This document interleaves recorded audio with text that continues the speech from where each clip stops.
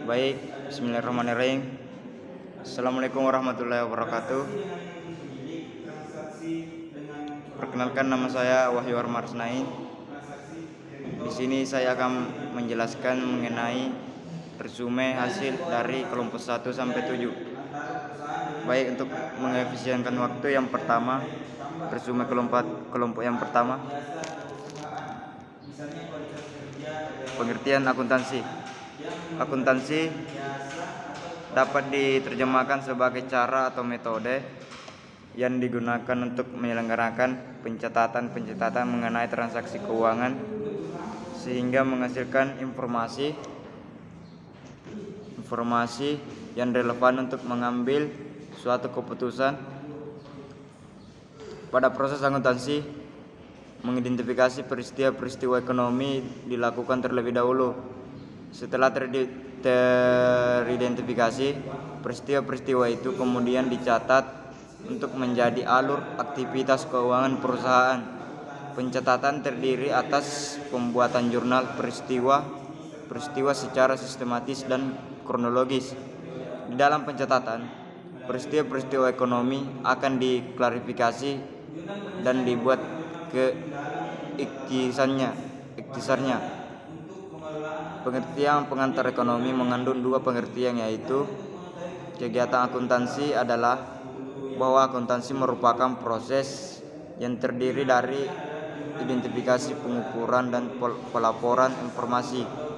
Kegunaan akuntansi adalah bahwa informasi ekonomi yang dihasilkan oleh akuntansi diharapkan berguna dalam penilaian dan pengambilan keputusan mengenai kesatuan usaha yang bersangkutan. Perusahaan adalah suatu organisasi yang didirikan oleh seseorang atau distribusi guna memenuhi kebutuhan manusia. Kegiatan produksi dan distribusi dilakukan dengan menggabungkan berbagai faktor produksi alam, manusia, dan modal. Baik, untuk rangkuman kelompok 2 tentang menganalisis transaksi. Menurut Sunarto Zulkifli, secara umum transaksi dapat diartikan sebagai kejadian ekonomi atau keuangan yang melibatkan paling tidak dua pihak yang saling melakukan pertukaran, melibatkan dari dalam perserikatan usaha, pinjam meminjam atas dasar sama-sama suka atau atas dasar suatu ketetapan hukum atau syariah yang berlaku. Menurut Skozen, pertukaran barang dan jasa antara individu, perusahaan, dan organisasi lain yang punya pengaruh ekonomi atas bisnis. Menurut Indra Bastian, transaksi adalah pertemuan antara dua belah pihak, penjual atau pembeli, yang saling menguntungkan dengan adanya data atau bukti atau dokumen pendukung yang dimasukkan ke dalam jurnal setelah melalui pencatatan. Transaksi terdiri atas 5 jenis. Pertama, transaksi dengan pemilik. Kedua, transaksi dengan pelanggan. Ketiga, transaksi dengan pemasok. Keempat, transaksi dengan kreditor. Kelima, transaksi dengan penyedia nilai tambah.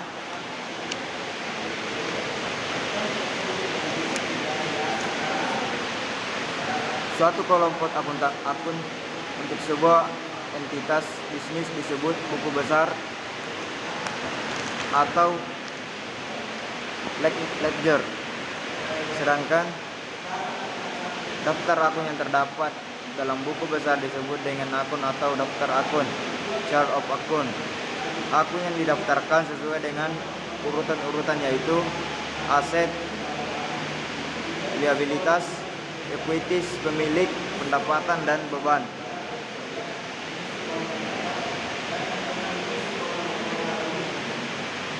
Manfaat analisis transaksi dalam akuntansi. Yang pertama, mengetahui posisi keuangan periode. 2. Menganalisis kelemahan perusahaan yang ada. 3. Untuk mengetahui kelebihan perusahaan 5. Mengetahui langkah lanjutan pengambil atau keputusan. 6. Sebagai bahan evaluasi dan penilaian kerja. Baik, untuk materi kelompok 3 yang berjudul proses penyelesaian akuntansi. Konsep periode akuntansi atau auditing mengharuskan pendapatan dan beban yang dilaporkan pada periode yang tepat dengan mengacu pada internasional financial reporting standard atau IFRS yang mengharuskan menggunakan akuntansi berbasis aktual atau accrual basis of accounting. Dalam akuntansi berbasis akrual, pendapatan dicatat dalam laporan laba rugi pada periode saat pendapatan itu dihasilkan. Konsep akuntansi yang mendukung pencatatan pendapatan seperti ini disebut konsep pengakuan pendapatan atau revenue recognition concept, sedangkan beban dilaporkan pada periode yang sama dengan pendapatan yang terkait dengan beban itu. Konsep akuntansi yang mendukung pencatatan pendapatan dan beban yang terkait dengan pendapatan itu pada periode yang sama disebut konsep pemadanan atau matching concept atau prinsip pemadanan atau matching principle. Selain berdasarkan akuntansi berbasis akrual, ada juga perusahaan yang menggunakan akuntansi berbasis kas. Dalam akuntansi berbasis kas, pendapatan dan beban dilaporkan dalam laporan laba rugi pada periode ketika kas diterima atau ditawarkan. Beberapa akun memerlukan pemuktahiran atau updating dengan alasan sebagai berikut. Yang pertama, beberapa beban tidak dicatat secara harian. Kedua, beberapa pendapatan dan beban direalisasi dengan berlalunya waktu dan bukan transaksi yang terjadi secara khusus. Ketiga, beberapa pendapatan dan beban mungkin belum dicatat. Jenis akun yang memerlukan penyesuaian. Yang pertama, beban dibayar di muka. Kedua, pendapatan diterima di muka. Ketiga, pendapatan yang masih akan diterima. Keempat, beban yang harus dibayar. Baik, untuk materi kelompok 4 yang berjudul menyelesaikan siklus akuntansi. Pembuatan neraca suatu bagian dari laporan keuangan satu perusahaan atau entitas bisnis yang dihasilkan dalam suatu periode akuntansi, di mana menunjukkan posisi atas keuangan perusahaan itu pada akhirnya periode akuntansi itu yang bisa menjadi dasar dalam menghasilkan keputusan bisnis. Langkah-langkah menyusun neraca dalam akuntansi antara lain: 1. Membuat formal neraca lajur. 2. Isi kolom nomor akun dan nama akun berisi saldo akun. Yang ketiga, isi kolom jurnal penyesuaian. Yang keempat, mengisi kolom neraca saldo setelah penyesuaian. Yang kelima, mengisi kolom neraca. Yang keenam, mengisi kolom laporan laba rugi. Jurnal penutup adalah jurnal yang dibuat pada akhir periode akuntansi untuk mentransfer saldo dari akun sementara ke akun permanen. Perusahaan menggunakan jurnal penutup untuk mengatur ulang saldo akun sementara yang menunjukkan saldo selama periode akuntansi tunggal jadi 0. Ada 4 langkah dalam pembuatan jurnal penutup berdasarkan laporan keuangan di atas, yaitu: langkah 1, tutup semua akun pendapatan, keringkasan pendapatan. Kedua, tutup semua akun pengeluaran, keringkasan penghasilan. Yang ketiga, tutup ringkasan penghasilan ke akun modal yang sesuai. Yang keempat, tutup penarikan ke akun modal. Jurnal pembalik. Secara fungsi dari jurnal ini adalah untuk menyesuaikan yang terjadi pada semua akun di dalam jurnal penyesuaian. Akun-akun yang membutuhkan jurnal pembalik: yang pertama, AJP atau ayat jurnal penyesuaian.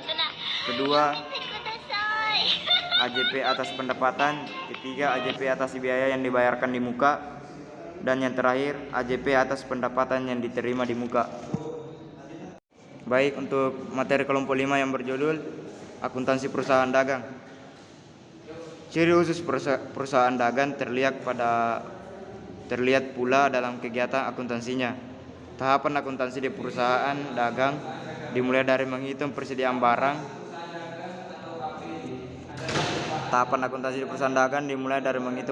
barang. Menetapkan harga penjualan hingga melaporkan seberapa besar kerugian atau keuntungan yang diperoleh. Jurnal umum perusahaan dagang adalah jurnal yang mencatat seluruh transaksi keuangan yang timbul akibat kegiatan perdagangan seperti pembelian barang dagang, penjualan barang dagang, ketiga pengembalian barang dagang yang dijual atau dibeli, dan potongan atas penjualan atau pembelian. Pada umumnya terdapat dua jenis metode pencatatan jurnal umum dalam perusahaan dagang, yakni metode fisik dan metode perpetual. Pada akhir periode setelah pempostingan data dari jurnal ke buku, dapat disusun neraca saldo, dan tahap paling akhir dari siklus akuntansi adalah pembuatan laporan keuangan. Kita dapat menggunakan neraca lajur untuk mempermudah proses penyusunan laporan keuangan dan untuk menghindari kesalahan-kesalahan yang mungkin terjadi dalam proses penyusunan laporan keuangan. Laporan keuangan akan dibuat setiap akhir periode dari bisnis. Salah satu tujuan dari dibuatnya laporan keuangan adalah mengetahui perkembangan dari bisnis atau usaha dari setiap periodenya. Baik, untuk materi kelompok 6 yang berjudul persediaan.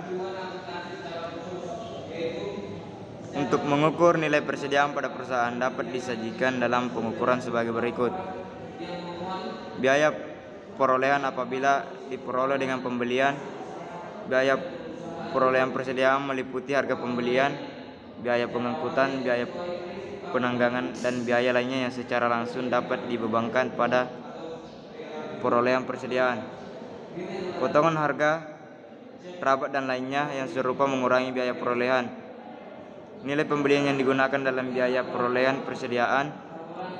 Yang terakhir diperoleh barang persediaan yang memiliki nilai nominal yang dimaksudkan untuk dijual, seperti pita cukai, dinilai dengan biaya perolehan terakhir.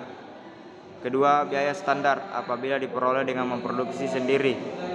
Biaya standar persediaan meliputi biaya langsung yang terkait dengan persediaan yang diproduksi dan biaya tidak langsung yang dialokasikan secara sistematis berdasarkan ukuran-ukuran yang digunakan pada saat penyusunan rencana kerja dan anggaran. Ketiga, nilai wajar apabila diperoleh dengan cara lainnya seperti donasi atau rampasan. Harga atau nilai wajar persediaan meliputi nilai tukar aset atau penyelesaian kewajiban antar pihak yang memahami dan berkeinginan melakukan transaksi wajar. Persediaan hewan dan tanaman yang dikembangbiakkan dinilai dengan menggunakan nilai wajar. Pencatatan persediaan. Akuntansi pemerintahan dalam mencatat pengadaan persediaan menggunakan metode fisik atau metode periodik. Artinya, persediaan yang diperoleh atau diadakan dicatat sebagai belanja yang merupakan komponen akun nominal atau temporer. Namun, persediaan yang dieli atau diperoleh secara fisik diadministrasikan oleh bagian gudang atau barang berdasarkan prinsip perpetual. Secara periodik, berdasarkan hasil perhitungan fisik, nilai persediaan dicatat dalam akun persediaan di sisi debit dan akun cadangan persediaan di sisi kredit. Baik, untuk materi yang terakhir yaitu materi kelompok 7 yang berjudul Undang-Undang Sarbanes-Oxley. Dalam Kongres DPR Amerika Serikat yang mengesahkan Undang-Undang Sarbanes-Oxley tahun 2002. Undang-undang ini sering disebut Sarbanes-Oxley atau SOX atau Starbucks dianggap sebagai salah satu hukum yang penting dan signifikan sepanjang sejarah yang mempengaruhi perusahaan publik, yaitu perusahaan yang dimiliki oleh publik. Undang-undang ini menekankan perlunya penilaian atas pengendalian serta pelaporan keuangan bagi seluruh perusahaan. Tujuannya adalah mengembalikan keyakinan dan kepercayaan publik perusahaan terhadap laporan keuangan perusahaan, yaitu dengan menekankan pentingnya pengendalian internal yang efektif. Pengendalian internal didefinisikan sebagai prosedur dalam proses yang digunakan oleh perusahaan untuk menjaga asetnya, memproses info secara akurat, dan memastikan kepatuhan terhadap hukum dan peraturan. Tujuannya perlindungan terhadap aset, info bisnis yang akurat, kepatuhan hukum dan peraturan yang berlaku. Elemennya lingkungan pengendalian, penilaian risiko, prosedur pengendalian dan pengawasan, informasi dan komunikasi. Kas rekening bank dan rekonsiliasi bank. Pertama, pengendalian kas terhadap penerimaan dan pembayaran. Kedua, rekening bank terdiri atas penggunaan rekening bank, rekening koran, rekening bank sebagai alat pengendalian kas. Dan yang ketiga, rekonsiliasi bank. Baik, itulah tadi materi atau rangkuman dari kelompok 1 sampai dengan 7. Lebih dan kurangnya mohon dimaafkan. Wassalamualaikum warahmatullahi wabarakatuh.